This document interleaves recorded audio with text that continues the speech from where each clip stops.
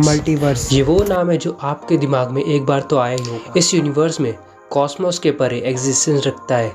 और साथ में एक बात बताऊँ आपको, अगर हम कोई काम कर रहे हैं, वॉक कर रहे हैं या फिर कुछ ना कुछ कर रहे हैं, वो चीज़ बिल्कुल हमारी दूसरी दुनिया में एग्जिस्ट करती है। एक्स्ट्रा टेरिटोरियल थ्योरी, जिसके अंदर मल्टीवर्स बहुत कॉम्प्लेक्स दिखता है। एक रिसर्च बताऊँ आपको, अगर हम एक रिसर्च को देखते हैं तो ये साबित होता है कि जब जितने भी मल्टीवर्स हैं उन सभी का अच्छा एक्सपीरियंस ले सकते हैं। और साथ में इस आपको कोई भी साइंस का गैजेट की भी कोई ज़रूरत नहीं होगी। इसी टॉपिक पर यानी मल्टीवर्स के बारे में आज हम अच्छे से बात करेंगे। सो दोस्तों, मैं हूं मनीष, आपका स्वागत है साइंस वर्ल्ड की दुनिया। सो दोस्तों, पैकिंग कर लीजिए, आज हम जाएंगे मल्टीवर्स के सफ़र में दोबारा से। सभी को यही लगता था कि यूनिवर्स इन्फिनिटी है, लेकिन जितना भी टाइम ट्रैवलिंग कर ले वो ख़त्म नहीं होगी।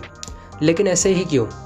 क्योंकि यूनिवर्स धीरे धीरे करके एक्सपैंड होता जा रहा है। इसका कोई भी एंड पॉइंट नहीं है और साथ में इसका कोई भी एंड पॉइंट अभी तक पता ही नहीं चला है। बारी आती है यूनिवर्स के फाइनाइट होने के बारे में भी। तो बता दूं, ये एस्ट्रोनॉमी की टीम ने 1933 में पूरी रिसर्च के बारे में पता किया था कि जितने भी डार्क मैटर है, और साथ में जो 1998 में रिसर्च हुई थी डार्क एनर्जी के बारे में, उन सभी की स्टडीज़ यही कहती है कि मैथ्स के फॉर्मूला से लेकर जितने भी फिजिक्स के फॉर्मूलाज हैं वो सारे कांस्टेंट है और सभी फाइनाइट यूनिवर्स में डाल दिए गए हैं। हमारे लिए यूनिवर्स में इतना सारा मुश्किल है क्यों? अब जितने भी माइक्रोवेव्स हैं उन सभी की बैकग्राउंड रेडिएशन है हमारे लिए यूनिवर्स में इतना सा। इस चीज़ को समझने के लिए और साथ में इस चीज़ का मतलब बताने के लिए, यानी फाइनाइट यूनिवर्स में ट्रीट करने के लिए फिजिक्स और मैथ्स की थ्योरी के प्रिंसिपल्स को नहीं रिवील किया गया। कॉन्सेप्ट की जो बाउंड्री है जिसे यूनिवर्स फेवर करता है। एक चीज़ और, WMAP vixen microwave astronomy probe, ये फाइनाइट यूनिवर्स के पैराडाइसिया को कॉन्ट्रैक्टेड करता है। और एक चीज़ जो हम कभी भी ऑब्जर्व ही नहीं कर सकते वो है लाइट की स्पीड। टाइम ट्रैवल करना भी फ़ायदा नहीं है, लेकिन फ़ायदे में नहीं है, लेकिन वो चीज़ सेम भी है। लेकिन उस चीज़ का सेम होना भी तो ज़रूरी है। अगर वो यूनिवर्स में डिफरेंट निकली तो उस चीज़ का चेंज होना भी बहुत ज़्यादा भारी पड़ सकता है। अब आपको सब कुछ पता चल ही गया होगा यूनिवर्स फाइनाइट क्यों है। फिजिक्स को मेंटेन रखना भी ज़रूरी है, उसकी स्टेबिलिटी भी रखना भी ज़रूरी है। एक फिजिसिस्ट मैक्स टेगमार्क ने अपनी रिसर्च में कहा है, नॉर्मल एटम वाले यूनिवर्स में बहुत सारे अलग अलग आउटकम्स हो सकते हैं। अगर हम बात करें ऑब्जर्वेबल यूनिवर्स में ही मल्टीवर्स एग्जिस्ट करता है, उसका इम्पॉसिबल होना भी, अगर हम बात करें कैलकुलेशन के हिसाब से जितना मल्टीवर्स है उस चीज़ में अलग अलग में ही प्रिंसिपल मैथ्स फिजिक्स होंगे और वो एक दूसरे के ही बहुत अलग होंगे। उनके जितने भी मल्टीवर्स के टॉपिक्स हैं सारे अलग अलग तरीके से एक्सप्लेन किए हुए हैं। टेगमार्क के 4 लेवल्स हैं। अब हम बात करेंगे मल्टीवर्स के एग्जिस्टेंस की सच्चाई में। ऑफ मल्टीवर्स, सबसे पहले कॉस्मिक इन्फ्लेशन, जो कि बनती है एरोडिक यूनिवर्स से। आप शायद स्टूडेंट्स वगैरह सभी ने तो पढ़ी होगी साइंस में लॉ ऑफ थर्मोडायनामिक्स। मैक्स की थ्योरी के हिसाब से हमारा यूनिवर्स, जो कि पहले से ही पैटर्न में बन चुका है और साथ में टाइम पर ही ख़त्म हो चुका है, यूनिवर्स के अंदर बन चुका है, वो वैसे ही फाइनाइट यूनिवर्स में यानी फाइनाइट स्पेस में बनना शुरू हो जाता है। एग्जाम्पल से समझाते हैं, शायद आप समझ जाए। मान लो आप यूनिवर्स में जिसके अंदर बहुत कुछ अभी बन रहा है, साथ ही में धीरे धीरे करके एक्सपैंड भी हो रहा है। जैसे ही वो बन चुका होगा उसके साथ ही उसकी कॉपी निकल जाएगी, जिसके बाद वो दोनों सेम होंगे, डायमेंशन सेम होंगे, हर चीज़ सेम होंगे, लेकिन अंदर रहने वाले इंसान या फिर ऑर्गेनिजम्स अलग होंगे। वो दोनों सेम टाइम पर ही होंगे, मतलब लॉ ऑफ फिजिक्स के हिसाब से।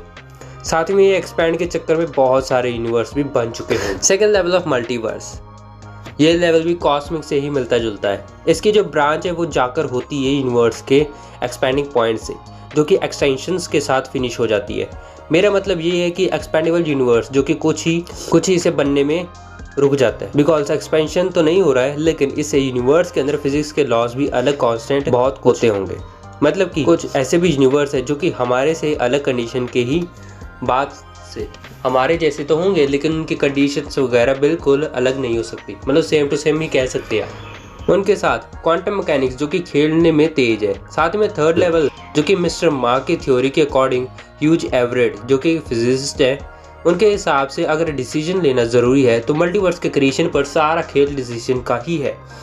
चलो बात करते हैं, आपको कैसे बताते हैं। मान लीजिए आपने आपके डैड को देख लिया रेस्टोरेंट में, उन्होंने बाहर का खाना खा लिया, ठीक है, उन्होंने फिर घर का भी खाना खाना था, वो खाया नहीं, जिसकी वजह से उनका तबीयत ख़राब हो गई, मतलब पेट ख़राब हो गया।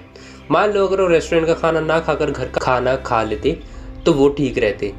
इसमें सबसे पहला मोटिव क्या था डिसीजन का, वे उनका डिसीजन क्या था, घर का खाना खाना या बाहर का खाना खाना। इसी चीज़ को मल्टीवर्स में कंसिडर किया जाता है। मतलब मल्टीवर्स के अंदर सबसे मेन मोटिव डिसीजन का ही होता है, वो क्या करेगा क्या नहीं, वो डिपेंड करता है उसकी क्रिएशन पे। साथ ही में हमें यही शिक्षा मिलती है कि कभी भी बाहर का खाना नहीं खाना चाहिए, पेट वैसे भी खराब हो ही जाता है। डिसीजन लेना भी बहुत ज़्यादा बड़ा रोल प्ले करता है हमारे यूनिवर्स और स्पेस के अंदर। प्रिंसिपल ऑफ सुपरविजन, जो कि 1970 में इसको एक न्यू आइडिया की तरह रखा गया था। मतलब अभी इसने स्पेस और यूनिवर्स अभी ज्वाइन भी नहीं किया था।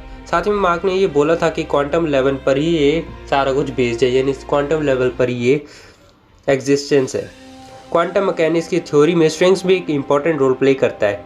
यूनिवर्स और प्लैनेट्स भी बने हुए हैं क्वांटम यूनिवर्स पर ही। साथ ही में सेम प्लेस और सेम चीज़ मौजूद होने पर हम सब इंसान इस दुनिया में पने डायमेंशनल क्वांटम हिबेट स्पेस, जो कि हमारे पास यूनिवर्स से दो ऑब्जर्व कर नहीं कर सकते। इस थ्योरी की सक्सेस होते ही हमारे मतलब कि जितने भी कॉपीज हैं हम उनसे मिल सकते हैं। साथ ही में मतलब हमारी कॉपी हमारी जैसी ही होगी, उनमें ज़्यादा फ़र्क नहीं होगा। उनमें सिर्फ इतना का फ़र्क होगा कि उनके मतलब रंग रूप में हल्का फुल्का होगा, जैसे कुछ ना कुछ तो मैचिंग नहीं होगी ना, और आपकी प्रॉपर नकल तो होगी नहीं। उसके अंदर वो क्वालिटीज़ होंगी जो आपके अंदर नहीं है, और आपके अंदर की वो क्वालिटीज़ होंगी जो उसके अंदर भी नहीं है। मान लो अगर आप शैतान हो तो दूसरी दुनिया में आप साफ देखते हो, और साथ में ये सक्सेसफुल थ्योरी होने के बाद आप ये काम कर सकते हो, डायमेंशंस चेंज हो सकते हैं। फिर जैसे मल्टीवर्स के अंदर आपने देखा ही होगा डॉक्टर स्ट्रेंज कैसे एक डायमेंशन से दूसरे डायमेंशन में आराम से ट्रैवल कर सकते हैं। और साथ में ये तीनों लेवल से एक दूसरे से कनेक्टेड है, जिसके अंदर सबसे बड़ा रोल प्ले करती है मैथमेटिक्स। और साथ में अगर हम क्वांटम एस्ट्रो और साथ में मल्टीवर्स के लेवल्स के साथ ऐसा स्ट्रक्चर भी बना हुआ है जो कि यूनिवर्स और साथ में इस चीज़ पर राज करता है। मैंने बताया था आपको सेट ऑफ मैथ्स, हर चीज़ के ऊपर डिसीजन डिपेंड करता है, उसकी शेप क्या होगी, मैथ्स की बाइनरीज क्या होंगी, आपने देखा ही होगा। साथ में ये यूनिवर्स स्पेस में भी बहुत अलग लगता है। ये एक होने के बाद भी यूनिवर्स के अंदर हर चीज़ सभी से आइडेंटिकल होने के बाद भी अलग। साथ में इस दुनिया में कोई ना कोई ऐसी प्लेस तो है जो मतलब कि स्पेस के अंदर यूनिवर्स देखकर बाइनरी नंबर्स को देख नहीं सकते। इस यूनिवर्स के अंदर भी ऐसी प्लेस है जहाँ पर बाइनरी नंबर्स हमें दिखने चालू हो जाएंगे। उस चीज़ के लिए अभी हम सक्षम भी नहीं है, क्योंकि ये चीज़ बहुत ज़्यादा कॉम्प्लिकेटेड है। अगर आप इंसान के अंदर उसके बाइनरी नंबर्स देखने चालू कर दिए, मतलब आपको दिखने शुरू हो गए, तो आपकी लॉटरी लग गई है। सक्षम नहीं है, बिकॉज अभी हम नॉर्मल में हैं। जिस दिन हम इंसान के अंदर बाइनरी नंबर फॉर्म देखने लग गए, समझ लिए सबसे ग्रेट इंसान हम ही होंगे फिर, और सबसे उच्च प्रजाति भी, जिसने मतलब कि मैथ्स के फॉर्मूला को टक्कर देगी एक तरीके से। मतलब कि हमें इंसानों के द्वारा बाइनरी नंबर्स देखने शुरू हो गए हैं, वो कुछ शायद गैजेट्स के सहारे ही देख पाएंगे।